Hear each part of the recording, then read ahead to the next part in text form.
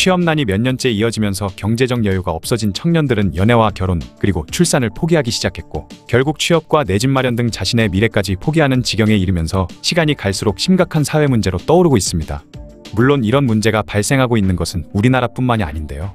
그래서 오늘은 일본에서 2010년대부터 급격히 늘어나기 시작한 높은 청년 실업률로 좌절하며 모든 것을 포기했다고 알려진 사토리 세대에 대해 알아보는 시간을 가져보겠습니다. 사토리 세대는 2010년대 일본의 20대와 30대를 가리키는 말이죠. 이들은 모든 일에 소극적이며 불필요하다고 생각되는 것에는 관심도 보이지 않고 무모하다 싶어 보이는 일에는 아예 도전을 시도조차 하지 않습니다. 이 사토리 세대라는 표현은 일본의 인터넷 커뮤니티 사이트에서 탄생한 신조어로 각종 유흥거리는 물론이고 돈과 명예욕, 출세 등에도 관심을 아예 끄는 채로 마치 득도한 스님이라도 된 것처럼 최소한의 욕망만을 가지고 살아가는 일본의 젊은 세대를 가리키는 말인데요. 사토리란 깨닫다라는 뜻의 사토루에서 나온 말로 해탈과 같은 뜻의 단어라고 생각하시면 되겠습니다. 마치 모든 것을 깨달은 수도승처럼 부귀영화나 현실의 일에 아예 관심을 끊었다는 의미에서 만들어진 단어죠. 이들은 일본의 경제 불황이 시작되던 시기에 태어났기 때문에 그 직전까지 자신의 부모 세대들이 경험했던 경제 호황의 단맛을 전혀 느껴보지 못했으며, 갓 성인이 될 무렵부터는 일본의 경제가 점점 더 어려워지면서 일자리가 급격하게 줄어들었고, 이 과정에서 젊은 세대들이 일자리를 찾기란 하늘의 별을 따는 것만큼이나 힘들어졌다고 합니다. 그러다 보니 일본 젊은이들은 아예 취직을 포기한 채 주어진 현실에 만족하면서 살아가는 방법을 터득하기 시작했죠. 우리나라에는 비슷한 말로 엠포세대가 있습니다. 세계적인 청년 실업으로 반쯤 체념한 상태라는 점에서는 비슷하지만 사토리 세대와 한국의 엠포세대의 특징이 100% 일치하지는 않는데요. 왜냐하면 한국의 엠포세대는 이름과 달리 완전히 포기를 해버린 것은 아니며, 오히려 영끌이란 단어가 유행할 정도로 부동산이나 주식, 가상화폐 투자로 자산을 증식하거나 위험을 회피하지 않는 등 조금 더 나은 상황으로 나가려는 욕구가 사토리 세대보다 훨씬 강하기 때문이죠. 하지만 일본의 사토리 세대는 무소유를 실천한다고 볼 수 있을 정도로 이러한 것들에 관심을 전혀 보이지 않는다고 합니다. 그럼 이 사토리 세대의 특징에 대해 자세히 알아볼까요? 먼저 이들은 굳이 명문대학에 가려고 시간과 돈을 투자해 공부하지 않습니다. 기존의 명문대학 출신들, 특히 자신들의 바로 윗세대인 1980년대 경제위기나 1991년 부동산 버블 붕괴 당시 학교를 다닌 빙하기 세대가 입시에 들인 노력에 비해 사회에서 낮은 보상을 받는 것을 직접 봤기 때문이죠. 때문에 그들은 명문대학 졸업장이 결코 사회 경제적 지위의 상승을 보장하는 것은 아니란 것을 깨달았습니다. 그 과정에서 이들은 눈높이를 많이 낮춰서 대학 진학을 아예 포기하고 자신의 고향이나 그 근처에서 아르바이트로 생계를 유지하는 청년층도 늘고 있죠. 이들은 대도시에서 일자리를 갖는 것도 선호하지 않습니다. 왜냐면 대도시에는 워낙 뛰어난 인재들이 많기 때문에 비정규직이나 기간제조차 경쟁률이 장난이 아니고, 그만큼 채용 기준도 까다로워서 이력서를 수십 통을 넣더라도 채용되기가 쉽지 않죠. 게다가 언제든지 그들을 대체할 수 있는 사람을 쉽게 구할 수 있기 때문에 해고당할 위험까지 높기 때문입니다. 사토리 세대에서는 승진에 관심이 없으며 오히려 책임감에 거부감을 느끼고 아예 정규직을 포기하는 사람들도 등장하기 시작했습니다. 정규직이 되면 더 책임감을 가져야 되고 마음대로 쉬는 것도 쉽지 않기 때문에 차라리 아르바이트나 비정규직 상태를 계속 유지하는 것이죠. 그리고 이들은 모험을 시작했다가 실패했을 때, 또는 모험을 준비하는 과정에서 얻게 되는 실패에 대한 리스크가 결코 만만치 않다는 것을 일찍 깨달은 세대이기도 합니다. 일본 또한 한국과 비슷하게 실패하면 재기하기가 매우 어려워서 실패는 곧 죽음이나 마찬가지라고 여겨지는 분위기가 퍼져 있죠. 그리고 어린 시절에는 오랜 기간 계속된 경제 불황으로 인해 우울해진 가정환경에서 성장한 그들은 경제위기나 청년 실업 등으로 고생하던 자신들의 바로 윗세대, 빙하기 세대들의 실패를 두 눈으로 똑똑히 목격하기까지 했습니다. 그런 상태에서 무모한 도전을 회피하는 것은 어찌 보면 자연스러운 현상이죠. 그리고 학창시절에는 입시 위주의 교육을 통한 경쟁을 겪으면서 이들의 머릿속에는 단 한 번의 실패가 인생을 나락으로 떨어뜨린다는 생각이 점점 더 굳어지면서 지금과 같은 형태로 변하게 된 것인데요. 이러한 상황을 경험하지 못한 기성세대들은 사토리 세대가 도전정신이나 패기가 부족하다면서 노력을 하라고 소리치지만, 이들은 오히려 도전했다가 실패하면 당신들이 내 인생을 책임져 줄 거냐, 동정할 거면 차라리 돈으로 달라며 맞받아친다고 합니다.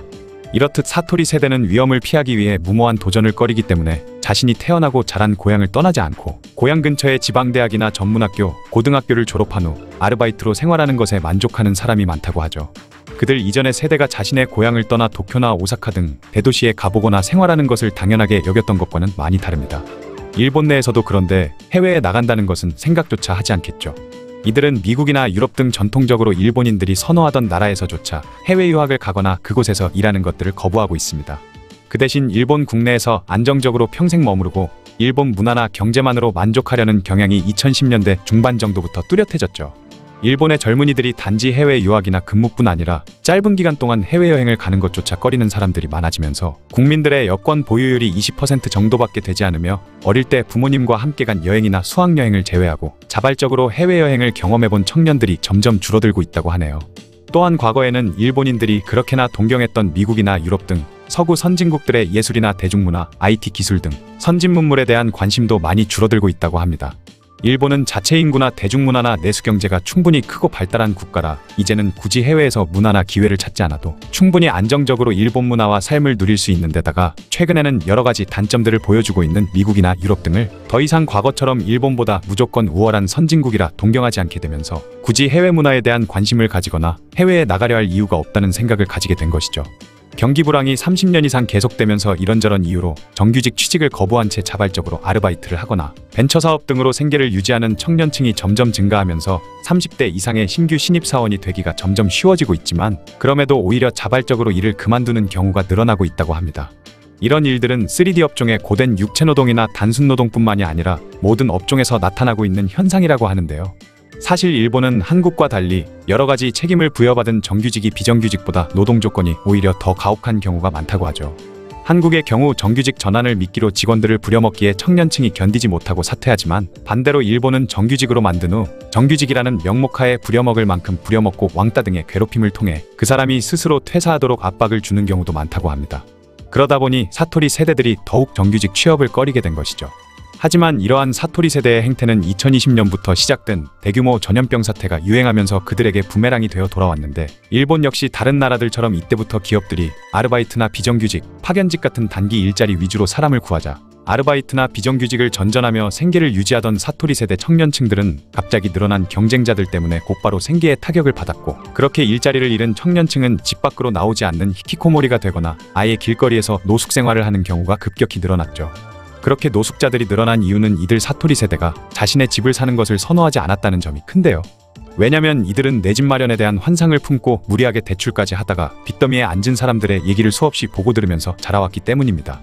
그렇게 그들은 집 사는데 큰돈을 쓰지 않고 월세살이를 하면서 살아왔는데 갑자기 돈을 벌 수단이 사라지면서 살던 집까지 잃어버리게 된 것이죠.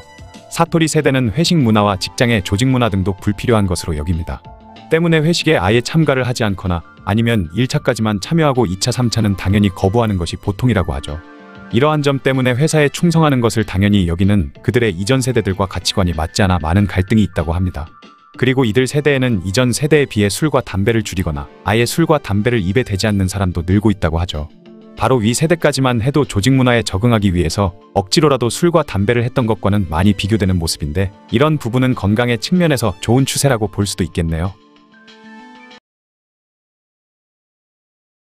2004년쯤 일본의 한 방송에서 나온 화면으로 인해 일본 전체가 한바탕 난리가 났습니다. 방송사 취재진은 길에서 한 남자를 만나 인터뷰를 하게 되는데요. 그는 24살의 나이로 대학을 중퇴하고 친구 2명과 동거를 하고 있는데 셋 다 직업도 없이 파친코, 만화책 등을 보면서 빈둥빈둥 시간을 보내고 밥은 주로 편의점 도시락을 먹는데 도시락 살 돈이 없으면 굶었다고 하죠. 그들의 계좌 잔고는 5엔 밖에 없었고 이러다가 굶어 죽겠다 싶으면 일용직 알바를 하루 해서 돈을 벌어 며칠 또 그렇게 산다고 했습니다. 그러자 취재진은 왜 일을 안 하십니까? 라고 질문했는데 이때 그 남자는 귀찮다, 일하면 지는 거라고 생각한다, 지금의 나는 승리자라고 생각한다 라고 대답했죠. 이 충격적인 답변은 일본을 뒤흔들었는데 당시 사회 문제로 떠오르던 니트족의 생각을 알게 되었으며 그가 말한 일하면 지는 거다는 니트족을 상징하는 말로 대표되게 되었습니다. 여기서 나오는 니트족은 15세에서 34세까지의 취업인구 중에서 취업하기 위해 여기저기 지원서를 넣는다거나 학교를 다니고 자격증을 따면서 여러 스펙을 쌓는 등의 취업하기 위한 활동을 전혀 하지 않는 사람들을 말하죠. 이 니트족은 전 세계적으로 점점 사회 문제가 되고 있는데요. 니트라는 단어는 처음 영국에서 시작되었고 2000년대 초에 이 단어가 들어오기 전 한국에서는 이미 캥거루족이라는 말을 사용하기도 했습니다. 하지만 캥거루족은 일반인들 사이에서 고착화되지 못하고 그냥 백수로 부르게 되었죠. 그 외에도 구직 단념자나 취업 포기자, 비경제인구 등과 비슷하긴 하지만 니트는 확실히 그것들과는 다른 의미입니다. 일할 수 있는 능력이 있지만 취업 의지가 전혀 없는 상태이며 별 생각 없이 계속 놀기만 하는 사람들을 니트족이라 부르고 있는 것이죠. 애초에 일할 수 있는 능력이 아예 없는 사람은 비경제인구에 속하지 니트족은 아닌 것입니다. 니트는 일을 하지 않는다는 것에서는 백수와 비슷하지만 본인 의사와 관계없이 일을 못하고 있는 백수도 많은데, 돈을 벌지 못하더라도 취업에 대한 열의가 있는 취업준비생이나 고시생 등 취업하기 위해 여러 공부를 하는 사람들은 니트족이라 부르지 않는 것이죠. 가정주부 같은 경우에도 경제활동을 못하고 있는 것이기 때문에 경제활동을 안 하고 있는 니트와는 다르다고 볼 수 있습니다. 거기다가 일을 하지 않고 집에 짱박혀 은둔 생활을 하는 히키코모리와 니트족은 또 다른데요.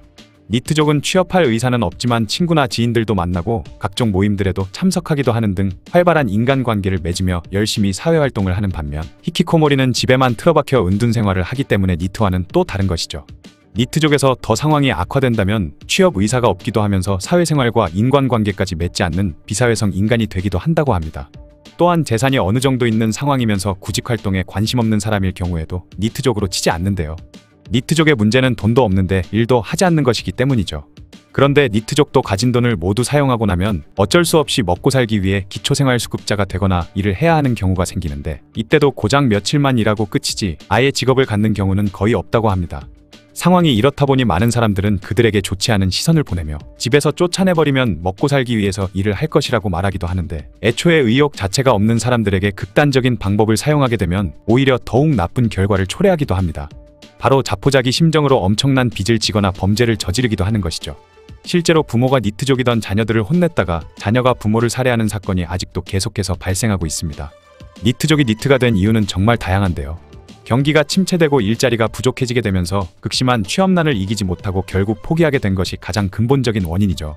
또한 여태껏 받은 교육이 취업과 거리가 있는 것도 문제입니다. 중고등학교 때 배우던 것들은 모두 대학을 가기 위한 공부였으며 좋은 대학에 갔어도 취업의 문은 아직 굉장히 좁기 때문이죠. 특히 우리나라 니트족의 특징은 굉장히 고학년 니트가 많다는 것인데요. 그들이 모두 지나치게 대기업만을 선호하는 것도 문제가 되고 있습니다. 이 고학년 고스펙 청년들은 대기업을 원하지만 경쟁이 너무나 치열하고 중소기업은 성에 차지 않아 결국에는 취업 자체를 포기해버린 것이죠. 그런데 간혹 취업을 했던 청년도 회사를 나오고 나서 니트가 되는 경우도 있습니다. 직전에 다니던 회사의 근로환경이 너무나 열악하거나 좋지 않은 업무 경험을 겪었기 때문이죠. 실제로 신입사원의 30% 정도는 회사를 1년 이내에 그만둔다고 하는데, 그 이유는 연봉이 낮거나 경직된 사내문화 때문인 경우가 많다고 합니다. 이때 겪었던 좋지 않은 경험 때문에 다시 취업할 의지를 잃어버리게 되는 것이죠. 또 다른 이유로는 대부분의 자녀들이 부모와 함께 살기 때문인데요. 청년들이 돈을 벌지 않아도 먹고 사는데 전혀 문제가 없기 때문에 굳이 스트레스 받으며 일을 할 이유를 찾지 못하는 것입니다. 이러한 이유들 때문에 니트족은 취업할 의욕을 모두 상실해버리고 그냥 놀기만 하는 것이죠. 그런데 문제는 니트족이 많아질수록 여러 가지 사회 문제를 일으키게 된다는 것입니다. 왕성하게 경제활동을 하면서 사회를 이끌어 나가야 할 청년들이 일을 하지 않게 되면 그 자체만으로 경제적 손실이 초래되기 때문이죠. 2019년 기준으로 우리나라의 니트족 비중은 22.3%였는데 이는 OECD 평균보다 9.4%나 높았는데요. 니트족으로 인한 경제적 손실이 62조 원에 달한다고 합니다. 또한 돈을 벌지 않는 성인 자녀들이 쓰는 돈은 결국 부모의 주머니에서 나올 수밖에 없는데, 그러면 그럴수록 부모들의 경제적 부담도 증가하게 되며 그만큼 노후를 준비하기 힘들어지는 것도 문제인 것이죠. 부모와 함께 살며 부모 돈으로 사는 니트족의 문제는 노인빈곤 문제와 연관성이 굉장히 많은 것입니다. 또 다른 문제로는 한참 젊은 청년들이 사회생활에 뛰어들어 사회 전반적으로 분위기를 끌어올리는 역할을 해야 하는데, 니트족이 많아질수록 사회적 분위기가 좀 가라앉거나 무기력해질 수 있다는 점입니다. 아무래도 나이든 장년들보다는 힘이 넘치는 젊은 청년들이 끼치는 사회적 영향력도 무시할 수 없기 때문이죠. 거기다가 니트족 스스로가 박탈감을 느껴 사회에 대한 불만이 늘 수도 있으며 이것 또한 여러 범죄로 이어질 수도 있는 것입니다. 결국 니트족을 줄일 수 있는 방법은 국가의 경제가 살아나고 일자리의 질이 높아지면서 근무 환경도 개선되는 것인데요. 취업난을 해결하기 위해서 양질의 다양한 일자리를 만드는 사업도 진행하고 청년들에게 실질적으로 도움이 되는 제도까지 뒷받침돼 주어야 합니다. 그리고 중고등학교 때부터 너무 입시 위주의 교육을 하는 것도 문제인데, 학생들에게 진로에 대한 교육을 하는 동시에 진로를 탐색할 여러 기회도 주어져야겠죠. 거기다가 기업 문화 개선 역시 시급한데요. 수직적인 문화에서 수평적으로 바꾸기 위한 노력도 필요하고, 대기업과 중소기업 간의 격차를 줄이는 것도 꼭 필요한 일이 될 수도 있겠습니다. 일하지 않고 놀고 먹기만 한다고 그들을 비난하기보다는 니트족이 될 수밖에 없었던 그들을 이해하고 응원해 주는 것이 필요하겠네요. 지금까지 취업에 대한 의욕을 완전히 상실한 청년들, 니트족에 대한 이야기였습니다. 얼마 전 영상에서 심각한 취업난으로 인해 청년층들이 연애와 결혼, 출산 등 많은 것을 포기하는 현상이 늘어나고 있으며, 한국에서는 이들을 N포 세대 그리고 일본에서는 사토리 세대라 부르고 있다고 했었죠. 이러한 현상이 일어나는 것은 중국 또한 예외가 아니었으니 바로 오늘 이야기의 주인공인 탕핑족이 그 대상입니다. 탕핑은 중국의 신조어이며 뜻은 누울 땅에 평평할 평으로 직설적으로 말하면 베제라족이라는 뜻을 갖고 있죠. 중국의 20대와 30대의 가난한 도시 청년들이 가난을 벗어날 희망이 없어지자 스스로 자신의 삶을 포기하고 경제활동에 참여하기를 거부하며 무기력하게 지내기 시작했는데 이들을 탕핑족이라고 부르게 된 것인데요. 2021년 5월 말 중화인민공화국의 인구 통계가 발표되었는데 출생아 수가 1200만 명이라는 역대 최저치를 기록하자 저출산을 염려한 중국 정부는 계획 생육 정책을 폐지한 지 5년 만에 가구당 3명의 자녀까지 출산을 허용하면서 또다시 입장을 바꿨고 그 소식을 들은 중국의 청년층은 화를 내기 시작했습니다. 왜냐면 중국 정부의 3자녀 정책은 중국 남성에게 8명의 가족을 부양하라는 소리나 마찬가지였기 때문이죠. 중국 남성은 가부장제 때문에 처자식과 부모 외에 장인어른과 장모님까지 모시며 살아가고 있기 때문입니다. 중국의 대도시는 세계에서도 손꼽히는 부동산 가격을 자랑하지만 중국인들의 1인당 GDP는 한국의 3분의 1인 $10,000 초반대에 불과하며 이는 물가 변동 등을 감안하면 한국의 80년대 중후반 $5,000 수준에 해당하죠. 예를 들어 선전시의 소득 대비 집값 비율은 43.5로 43년간 먹지 않고 일해야 선전에서 집 한 채를 살 수 있는 정도라고 합니다. 전 세계에서 가장 집을 사기 힘든 곳 중 하나인 셈인데요. 그런데 중국의 수도인 베이징도 이 지수가 무려 41.7에 달한다고 합니다. 연봉을 꼬박 모아서 내 집을 마련하는 시간이 뉴욕에서는 10년이 걸린다면 서울에서는 29년, 베이징은 40년 정도가 걸린다고 하죠. 또한 미중 무역전쟁으로 미국과의 관계가 틀어지면서 미국에서 중국의 경제 제재를 가하기 시작하자 중국의 경제 성장률 또한 하락하면서 취업이 더욱 어려워지고 있으며 만약 일자리를 얻었다 해도 996 문화라는 주 6일 동안 아침 9시에서 출근해 밤 9시에 퇴근하는 그야말로 살인적인 중노동에 시달리는 근무 환경이 존재하고 있어 이로 인한 과로사와 정신질환 자살이 증가하고 있는 상황입니다.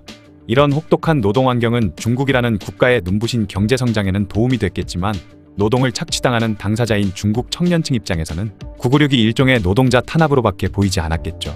알리바바 그룹의 회장인 마윈도 과거 중국의 청년들에게 996 문화를 권유하다가 인민을 착취하는 자본가들이나 하는 소리라며 욕을 잔뜩 얻어먹었다고 합니다.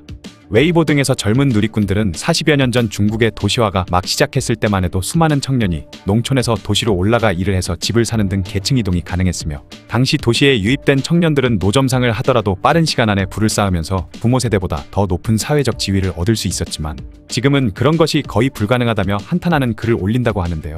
결국 이런 생각에 동조하는 사람들이 점점 늘어나게 되면서 중국의 청년층을 중심으로 아무것도 안 하고 지내겠다는 일종의 사회 불복종 운동인 탕핑 문화가 SNS 등을 통해 널리 퍼져나가기 시작했습니다.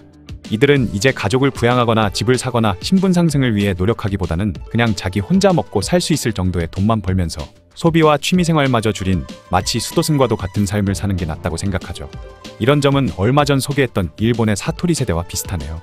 중국의 한 20대 청년은 자신이 2년간 안정적인 직장도 없는 상태에서 매달 200위안으로 생활할 수 있었던 비법을 공개하며 많은 사람들의 눈길을 끌었다고 합니다. 그는 하루 종일 집에서 매일 두 끼만 먹고 비싼 장비 없이 근처의 개천에서 즐기는 낚시나 산책 등 돈이 안 드는 여가 활동만을 했다고 하죠. 그리고 돈이 떨어지면 저장성의 영화 촬영소에 가서 엑스트라로 한 번 출연한 뒤 그 돈으로 또 몇 달간 같은 방식으로 살고 있다고 합니다. 말 그대로 극단적으로 소비를 줄인 예라고 할 수 있겠네요. 그는 열심히 일해봤자 사회 시스템과 자본가의 노예가 되어 매일 996 근무를 하면서 착취만 당한 끝에 결국 남는 건 병밖에 없다고 주장했죠. 사실 중국에서만 이런 현상이 나타나고 있는 것은 아니며 빈부격차가 매우 큰 개발도상국, 그리고 노동소득이 금융소득을 도저히 따라잡지 못하는 국가 등에서는 매우 흔하게 나타나는 현상이라고 합니다. 현재 우리나라에서도 평생 가족을 부양하기 위해 일만 하면서 살 바에는 아예 자식을 갖지 않겠다는 사람들도 많아지고 있기 때문에 정부가 출산율을 올리려고 많은 애를 썼지만 오히려 실패했으며 출산율이 더욱 떨어지면서 초저출산 국가가 된 상태라고 하죠. 이들 탕핑족은 중국 공산당 입장에서는 매우 골치가 아픈 존재지만 그렇다고 섣불리 그들에게 손을 쓰기도 힘들다고 하는데요. 왜냐하면 탕핑은 당을 위해 죽어라 일하자는 사상을 거부하기는 하지만 특별히 문제될 행동을 하지는 않고 있기 때문에 말하자면 법의 허점을 이용한 합법적 불복종 운동을 하고 있는 셈이죠. 때문에 중국 정부로서는 이들을 처벌할 명분도 없고 실질적으로 처벌할 기준이나 방법 또한 없다고 합니다. 게다가 이들이 만약 조직화된 체계라도 갖추고 있다면 없는 이유를 붙여서라도 강제로 박살낼 수라도 있겠지만 탕핑은 이런 조직화된 체계가 있는 것도 아니죠. 중국 정부는 국가의 정책에 적극적으로 반대하는 행동인 시위나 폭동 등은 쉽게 탄압이 가능하지만 탕핑은 정반대로 아무 행동도 하지 않겠다라는 완전히 새로운 개념이기 때문에 중국 정부도 쉽게 이에 대한 대책을 내놓지 못하고 있다고 합니다. 이들이 중국 공산당 입장에서는 큰 골칫거리이자 부담인 것이, 공산당 입장에서는 자신들의 기득권을 포기하지 않으면서 이들을 달랠 방법을 찾기가 매우 어렵다는 것인데요. 탕핑족이 탄생하게 된 계기는 바로 잘 사는 놈들만 계속 잘 먹고 잘 사는 부조리한 시스템 때문인데, 이 불균형한 시스템을 개혁하기 위해서 자신들이 가진 것을 나눠준다면 탕핑족 문제는 해결할 수 있겠지만 반대로 자신들이 가진 돈은 줄어들게 되겠죠. 그들이 권력을 잡을 수 있게 해주는 가장 큰 이유가 바로 돈인데, 그 돈을 포기한다는 것은 자신들의 권력을 포기하는 것과 같아집니다. 때문에 탕핑운동은 공산당의 리더십을 아예 뿌리부터 흔들고 있는 셈이죠. 심지어 국가의 미래를 책임진다고 볼 수 있는 명문대생들조차도 흔히 관시라 불리는 인맥이 없이는 출세가 불가능해서 이들 역시 취업난에 시달리고 있는 상황이기 때문에 청년들은 다들 희망이 없다고 생각하고 배째라 모드로 나오게 된 것입니다. 탕핑족의 이런 움직임은 주로 인터넷 밈이나 동영상 등으로 퍼져가고 있는데, 이들은 집 사지 말고 차 사지 말고 결혼하지 말고 아이를 낳지 않고 소비하지 않는다, 최저 생존 기준만 유지한다, 다른 사람의 돈벌이를 위한 기계나 착취당하는 노예가 되기를 거부한다 라고 주장합니다. 마치 한국의 5포세대 현상을 보는 듯한 중국식 5포세대라고 할 수 있죠. 이런 탕핑족들의 글을 본 많은 누리꾼들은 내가 드러누워 버리면 자본이 절대 나를 착취할 수 없다, 탕핑은 중국 젊은이들의 비폭력 비협조 운동이다라며 그들을 지지했습니다. 이런 탕핑운동은 처음에는 주로 가난한 서민이나 다른 사람들과 떨어져 지내는 아웃사이더 위주로 시작되었지만 이제는 사회적으로 어느 정도 성공한 중산층으로까지 번지고 있다고 하죠. 중국 경제의 성장 속도가 느려지면서 사업적 전망이 불투명해지자 기업이나 공공기관의 중간 간부직이나 가게를 운영하고 있는 사장들, 그리고 인기 유튜버 등 사회적으로 어느 정도 성공하고 경제적으로도 자유로운 30, 40대 사회 지도층이 더 이상의 큰 성공이나 재산을 늘리는 것을 바라지 않고 그저 지금의 상태를 유지하는 데 집중하고 있는 것인데요. 이들은 그 대신 오랜 기간 여행을 떠나거나 여가 활동을 하고 자신의 취미생활이나 학문에 집중하는 등 사실상 사회적인 태업을 하고 있는 상태라고 합니다. 그 중에서도 일부는 새로운 일자리를 만들 수 있는 사업을 접어버린 채 그 자본을 가지고 개인 투자자로 돌아서는 경우도 있다고 하죠. 탕핑과 비슷한 개념으로 2022년부터 중국에서 화제가 되고 있는 것이 바로 바이란이라고 불리는 냉소적인 태도입니다. 사회가 폭삭 망하도록 그냥 내버려두라는 의미인데요. 바이란은 한마디로 모든 것을 스스로 포기한 채 그냥 망해버리겠다는 심정을 표현하는 단어이며, 기존의 탕핑보다도 더 절망적인 상황으로 변했음을 표현한다고 볼 수 있죠. 특히 2020년부터 대규모 전염병이 퍼지기 시작하면서 상하이와 베이징 등 중국의 대도시들이 장기 봉쇄되었고, 덕분에 경제가 끝없이 추락한 끝에 점차 중국 사회의 빈부격차나 청년 실업 등이 심해진 데다 그 문제를 해결해야 할 중국 공산당은 무능한 모습만을 보여주거나 자신들의 이익을 채우기 위해 부정부패만을 저지르는 등 더 이상 꿈도 희망도 없는 절망적인 상황이 계속됐습니다. 그러자 중국인들은 적극적으로 불만을 표시하거나 상황을 개선하기 위해 노력하기보다는 그냥 이대로 아예 폭삭 망하게 놔둬버리자는 그야말로 스스로에게 저주를 내리는 듯한 태도를 보여주고 있죠. 이런 태도가 중국 인터넷의 젊은 세대들의 공감을 얻어 퍼져나가자 중국 공산당에서는 더욱 철저하게 인터넷 검열을 하고 있는데, 공산당이 자신들이 가진 부를 다른 사람들과 나누지 않는 한 이 문제는 근본적으로 해결되기가 너무나도 어려워 보입니다. 혹시 초식남이라는 단어에 대해 들어보셨나요? 원래 이 초식남은 초식동물처럼 온순한 남자라는 의미였지만 현재는 이성과의 연애에 적극적이지 않거나 아예 관심이 없는 남자를 가리키는 뜻으로 사용되고 있습니다. 최근 일본에서는 비혼 남자의 비율이 급증하면서 평생 한 번도 결혼을 한 적이 없는 남성의 비율이 거의 25%에 달할 정도로 사회적인 현상이 되고 있다고 하죠. 매우 심각해 보이는 상황이지만 놀랍게도 한국은 더 심각한 상황이라고 합니다. 한국에서도 남성의 미혼율이 일본과 시간차를 두고 비슷하게 올라가는 중인데, 2020년 한국의 30대 미혼율이 남성은 50.8%, 여성은 33.6%라고 하죠. 초식남이라는 용어가 한때 인터넷에서 유행하자 한국에서 보기에는 일본 남자 대부분이 연애에 관심 없는 것처럼 오해하기도 하는데, 오히려 일본의 젊은이들이 한국보다는 개방적이고 남녀가 연애에 더 적극적인 경우가 많다고 하는데요. 때문에 초식남이라고 불리는 이런 사람들도 있다는 정도로만 이해해 주시고 대부분의 일본 남성을 초식남이라고 오해하는 일은 없었으면 좋겠습니다. 이 초식남이라는 용어를 만든 사람은 마케팅 평론가 우사쿠보 메구미와 니케이 비즈니스 칼럼니스트 후카자와 마키 두 사람으로, 처음 이 표현이 만들어질 때만 해도 초식남은 초식동물처럼 온순한 남자라는 의미였죠.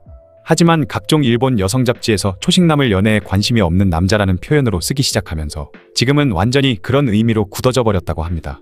다만 한국 쪽과 일본 쪽의 의미는 여러모로 차이가 있는데, 일본에서 말하는 초식계는 자기 쪽에서 말을 걸거나 고백하거나 관계를 리드하려 하지 않는다는, 즉 연애를 굳이 하려 들지는 않는다는, 연애에 관심 없는 사람을 뜻하는 정도일 뿐 연애를 아예 안 한다는 의미는 아닙니다. 아예 여자 근처에도 가지 않으려는 사람을 뜻하는 절식남이라는 단어가 따로 있죠. 그런데 한국에서는 초식남이라고 하면 아예 일본에서의 절식남과 같은 극단적인 성향을 가진 존재로 여겨지는 경우가 많다고 하는데요. 뿐만 아니라 초식남들이 연애를 안 하는 것을 두고 당연하다는 듯이 그들의 경제적 여건이 좋지 않다거나 외모가 부족하다거나 혹은 성격적으로 문제가 있어서 매력이 없을 것이라 단정 지어버리기도 합니다. 물론 그러한 이유로 연애를 못하는 사람이 있을 수도 있지만 그런 경우는 그냥 연애를 못하는 사람이라 부르면 될 일이고, 초식남은 애초에 특별한 경우라 따로 용어까지 만들어지면서 구분된 것이죠. 이들이 초식남이 되는 원인은 경제적 환경, 떨어진 자존감, 성격 차이 문제, 인간관계 스트레스 등의 여러 가지가 있을 수 있지만 아무런 이유 없이 그냥 연애에 관심이 없을 수도 있기에 이들이 초식남이 된 원인을 뭐라고 확정지을 수는 없다고 합니다.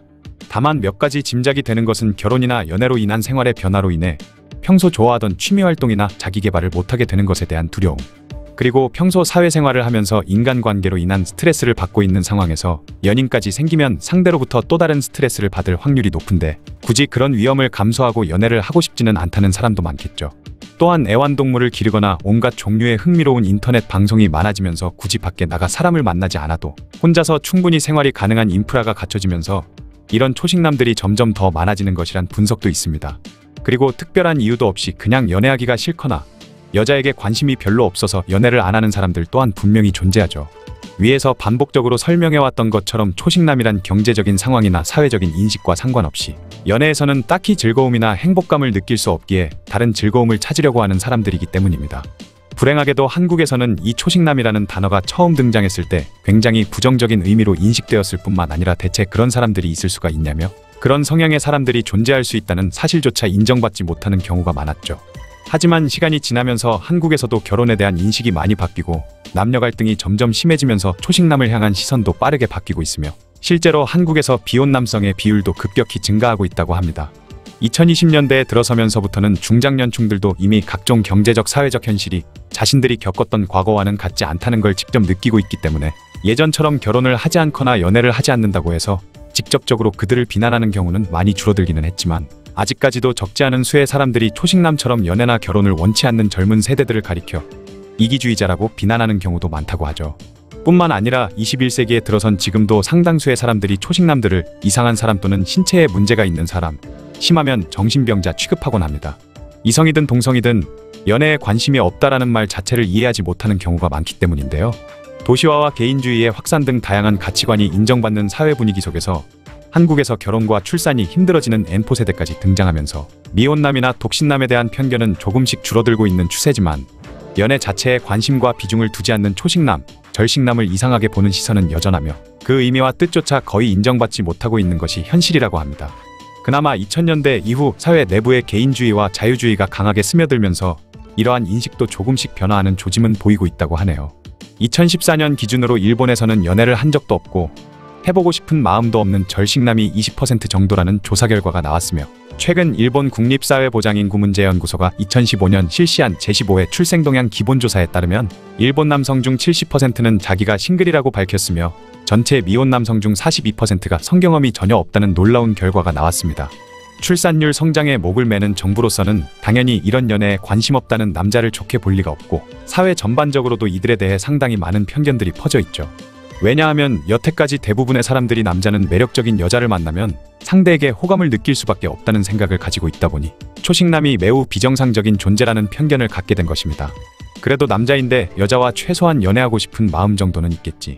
남자는 여자와의 연애를 항상 원하는 존재니 초식남들도 만약 아름다운 이성에게 고백만 받는다면 무조건 승낙하고 연애를 시작할 거다 라는 식으로 말이죠.